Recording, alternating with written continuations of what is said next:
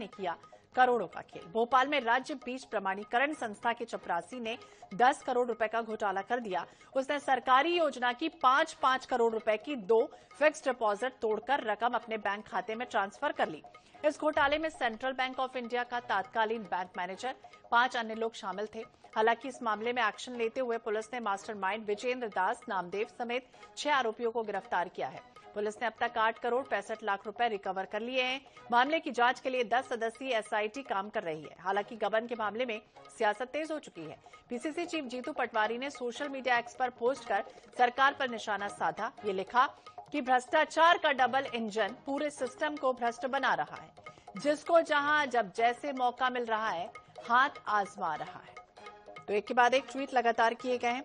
जीतू पटवारी ने इस तरह से ट्वीट किया है। भोपाल में राज्य बीज प्रमाणीकरण संस्था के चपरासी ने भी 10 करोड़ रुपए का घोटाला कर दिया। सरकारी योजना की 5-5 करोड़ रुपए की 2 एफडी तोड़ दी गई और अपने रकम अपने बैंक खाते में डलवाई गई।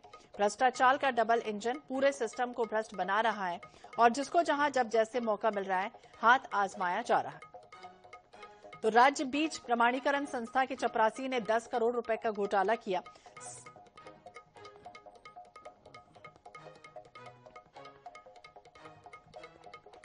चेक्स इनको दिए गए थे 5-5 करोड़ का उस बैंक में जाके निक्षेप करने के लिए। तो ये वहां गया तो इनने संस्था का आईडी वगैरह न लगाते हुए जो व्यक्ति जिसको अधिकृत किया था जाके करने के लिए, इनका जो 2 बड़े आरोपी है, एक जो है एक दीपक पंक्ति है और एक ब्रजेंद्र नामदेव है, एक क्लास 3 के अधिकारी और एक क्लास 4 के अधिकारी उनके यहाँ। तो इन लोगों ने अपने आईडी कार्ड लगा के वो खाता खोल दिया था ताकि इनको वापस उसको पर्सनली जाके उसको तोड़ना था।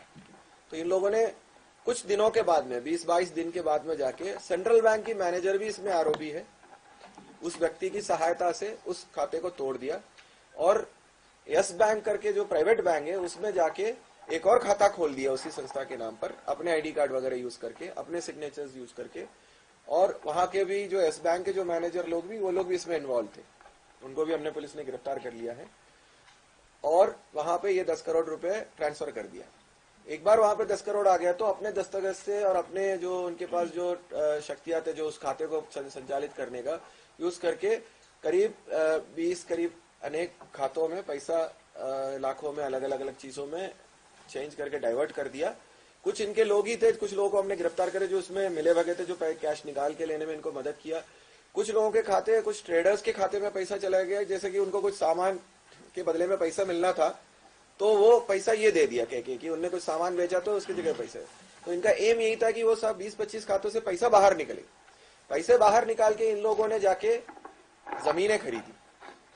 तो इनका उद्देश्य ये था, हमें जो पूरा इन्वेस्टिगेशन में समझ में आ रहा है कि इनका उद्देश्य ये था, 11 महीने शासन का पैसा बैंक में पड़ रहा है, वो 11 महीने से पहले वो पैसे निकाल के आप जो भी प्रॉफिट कमाओगे इसको इन्वेस्ट करके और 11 महीने के आसपास जो है उसी पैसे को वापस शासन के खाते में डालते हो दिखा के वापस शासन को जितना मिलना है उतना दे दो, तो जो भी मुनाफा आता है वो इनके लिए।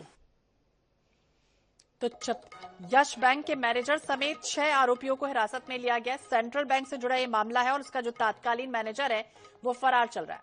अंकुश मौर्य ज्यादा जानकारी के लिए हमारे सहयोगी हमारे साथ जुड़ गया। अंकुश, क्या जानकारी इस मामले को लेकर? ये कहा जा रहा था कि हेरफेर तो हुई और जैसे ही ऑडिट हुई, ऑडिट के पहले ही इस तरह से हेरफेर पकड़ में आ गई। क्या था पूरा माजरा?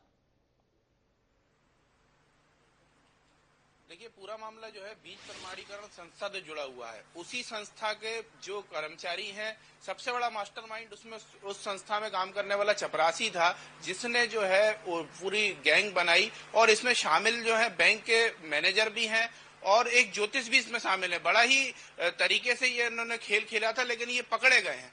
हुआ ये कि बीज प्रमाणीकरण संस्था के जो एफडी की होती है, कुछ पैसा जो होता है एफडी होता है, उस एफडी को तोड़ लिया गया। उसमें 10 करोड़ रुपए उन्होंने निकाले और प्लानिंग ये थी कि उस 10 करोड़ से ये जमीन खरीदेंगे। उसके आगे की प्लानिंग ये थी कि राष्ट्रीय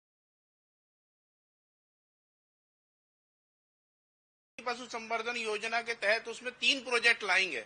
आपको बता दूं कि राष्ट्रीय पशु संवर्धन योजना में 3 प्रोजेक्ट अगर ये लाते तो उनको 15 करोड़ रुपए मिलते, उसमें 50% की सब्सिडी थी, तो वहां से ये 7.5 करोड़ रुपए सब्सिडी का पैसा ले लेते और ये बैंक में वापस जमा कर देते, एफडी में वापस जमा कर देते, ताकि इनकी चोरी पकड़ी ना जाए। लेकिन ऑडिट में वो चीज पकड़ा गई जब शिकायत हुई तो, और सारे राज खुल गए कि मास्टरमाइंड ने क्या किया। पूरा नेक्सस है, पूरा गैंग काम कर रहा था इसके पीछे, और जो मुख्य आरोपी हैं वो बीज प्रमाणीकरण संस्था के लोग हैं, जो चपरासी है, जो थर्ड ग्रेड का जो अधिकारी है, इन लोगों ने मिलकर ये काम किया और इसमें साथ दिया बैंक मैनेजर्स ने। सेंट्रल बैंक में जो सेंट्रल बैंक है हमारे मध्य प्रदेश की मदर बैंक है, ज्यादातर खाते उन्हीं बैंकों में होते हैं, उन्हीं की ब्रांच में होते हैं। वो ब्रांच का जो मैनेजर था उनने इन आरोपियों का साथ दिया और सरकारी एफडी तोड़ के इनके खातों में ट्रांसफर किया पैसा। और यस बैंक में भी यस बैंक के जो मैनेजर थे उन्होंने भी छोटे छोटे खातों में वो पैसा ट्रांसफर कर दिया, जिससे वो आरोपी अपना पैसा निकाल पाए और उसको दूसरे धंधों में यूज कर पाए। तो बिल्कुल अब कहीं ना कहीं बैठे बिठाए मुद्दा भी मिल गया। पीसीसी चीफ जीतू पटवारी को ये कह रहे हैं डबल इंजन की सरकार और भ्रष्ट है, भ्रष्टाचार बढ़ रहा है, जिसको जहां जैसा मौका मिल रहा है वो सब कर रहा है।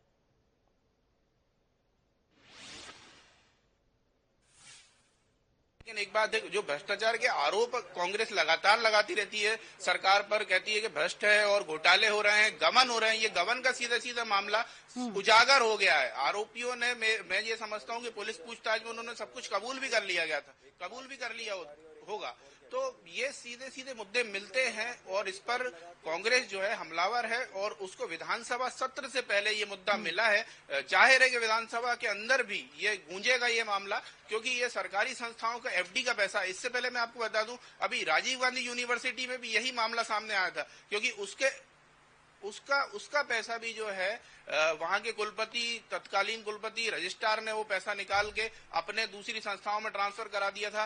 तो ये जो एफडी है, संस्थाओं में जो एफडी है हजारों करोड़ रुपए की है, कहीं करोड़ों रुपए की है, उसका मिसयूज वहां पर जिन लोगों के हाथ में कमान है, जिन लोगों के हाथ में मास्टर की है, वो लोग उसका मिसयूज लगातार कर रहे हैं और एक के बाद एक मामले खुलते जा रहे हैं। तो एक के बाद एक परत खुलती जा रही है। देखना होगा क्या कुछ आगे कार्रवाई होती है।